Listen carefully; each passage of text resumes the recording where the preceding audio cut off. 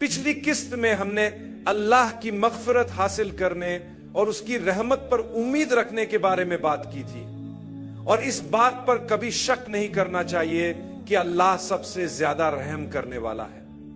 जब आप अल्लाह की मग़फ़िरत तलब करते हैं तो वो जरूर माफ करेगा।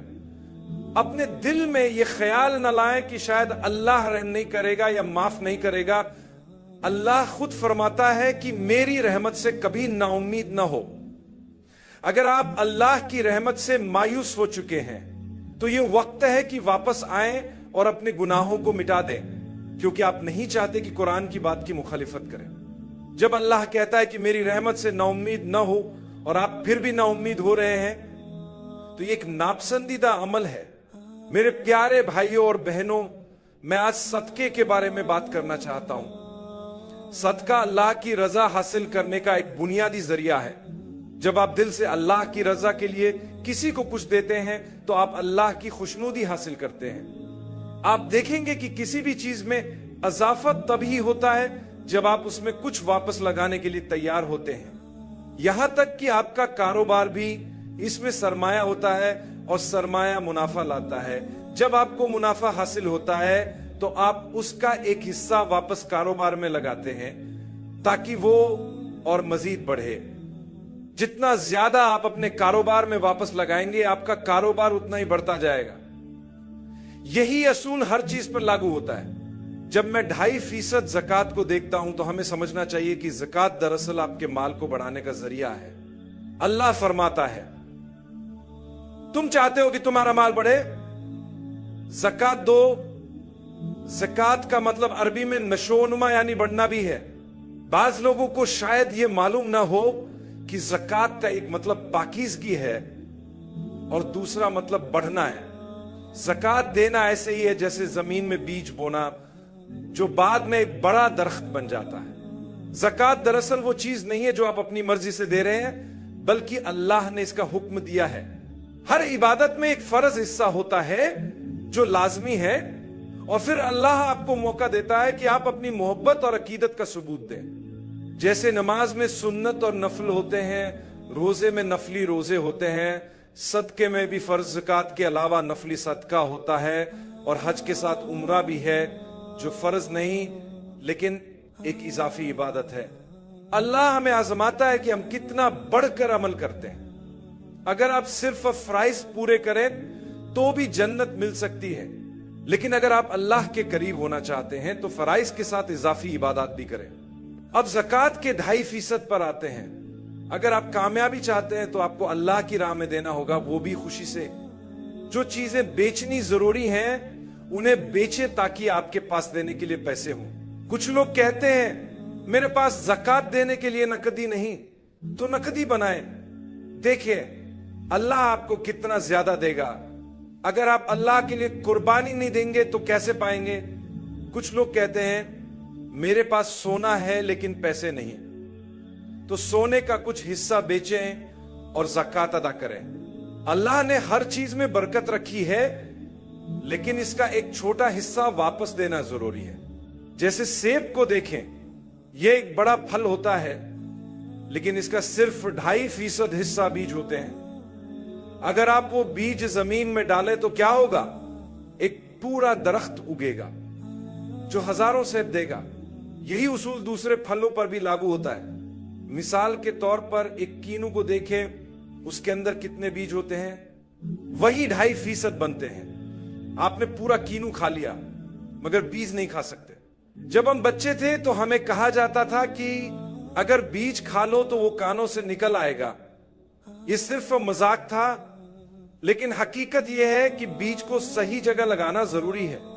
इसी तरह जब आपके पास माल हो और जो कुछ अल्लाह ने आपको दिया है तो अल्लाह फरमाता है कि उसके बीज को न खाओ बल्कि उसे सही जगह पर लगाओ। अल्लाह इसे बढ़ाकर आपको पूरा बाग अता करेगा। मजीद से उगेंगे और नींबू पैदा होंगे और आपके पास बहुत ज्यादा माल होगा। अब तरबूज को देखें, ये बहुत बड़ा होता है लेकिन इसके अंदर छोटे छोटे बीज होते हैं। वो पूरे तरबूज का सिर्फ एक छोटा सा हिस्सा होते हैं। अगर आप उन बीजों को जमीन में न डालें तो क्या होगा, कुछ भी नहीं। लेकिन अगर आप उन्हें लगाएं तो एक नया दरख्त उगेगा। यही बात दौलत के बारे में भी है। अगर आप खर्च नहीं करेंगे तो कुछ नहीं मिलेगा। अल्लाह फरमाता है, ए इब्ने आदम, तुम खर्च करो, मैं तुम पर खर्च करूंगा। यह अल्लाह का वादा है। इसीलिए सूरह अल बकरह में अल्लाह सदके की मिसाल बीज से देता है, जो जमीन में बोया जाए तो 700 गुना ज्यादा हो जाता है। अगर आप देंगे तो अल्लाह आपको और ज्यादा देगा। यह सदके की बरकत है। अगर आप देने के लिए तैयार नहीं है तो आपके पास कुछ नहीं होगा। यही कानून कुदरत है। दुनिया के अमीर तरीन लोग वह नहीं है जो गूगल पर सर्च करने पर सबसे ज्यादा मालदार दिखाई देते हैं। नहीं, हरगिज नहीं, वो हकीकत में अमीर नहीं है। जब तक आप अपनी दौलत को खर्च नहीं करते, आपने अपना वक्त जाया किया है। असल दौलतमंदी यह है कि उसे फायदा मंद जगह पर खर्च किया जाए, चाहे वो आपके लिए हो, आपके खानदान, करीबी रिश्तेदारों, कम्युनिटी, कौम या फिर गरीबों के लिए सदका करें। कुछ ऐसा करें जो दुनिया के लिए फायदा मंद हो, तभी आप हकीकत में अमीर हैं। असल अमीर वही हैं जो सबसे ज्यादा सखी हैं। अगर कोई शख्स सखी नहीं है तो वह दर हकीकत अमीर नहीं है। मैंने बहुत से ऐसे लोगों को देखा है जिनके पास करोड़ों और अरबों की दौलत है, लेकिन वो कंजूस है, वो खर्च नहीं करते। वो दौलत जो न दुनिया में उनके काम आई और न आखिरत में, उसका कोई फायदा नहीं। अल्लाह ताला सखी लोगों को और ज्यादा नवाजता है। बाज औकात ऐसे लोग जो अरबपति नहीं होते, लेकिन फिर भी उनके पास खुशहाली होती है। एक खुशहाल खानदान होता है, अच्छी सेहत होती है, वो सुकून की नींद सोते हैं। अल्लाह उन्हें खूबसूरत अंदाज में इबादत की तौफीक देता है। ये सब अल्लाह की नेमतें हैं जो वह अपने बंदों को उनके खर्च करने के बदले में अता फरमाता है। लिहाजा ए इब्ने आदम, खर्च करें और देखें कि अल्लाह इसे किस तरह बढ़ाता है। यह रमजान के आखिरी लम्हात हैं। हर रात कुछ न कुछ खर्च करें और देखें कि अल्लाह आपके लिए क्या करता है।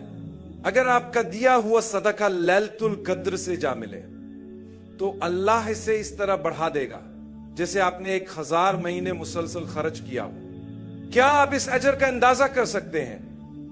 और मैं हमेशा कहता हूं, अगर मैं हर साल इन आखिरी 10 रातों में खुद को वक्फ कर दूं तो मैं हर साल 83 साल की इबादत का सवाब हासिल कर सकता हूं। आज मैं आपको जो आखिरी बात याद दिलाना चाहता हूं वो ये है कि जब आप किसी को कुछ देते हैं तो अपने आप को आजिज रखें।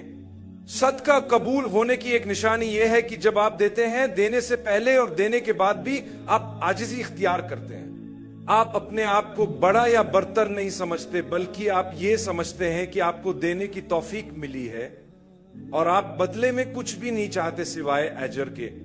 अल्लाह हम सबको बरकत दे और हमें अच्छे कामों में खर्च करने की तौफीक अता फरमाए और हमें खर्च करने की हिकमत और फायदा समझने की समझ अता करे।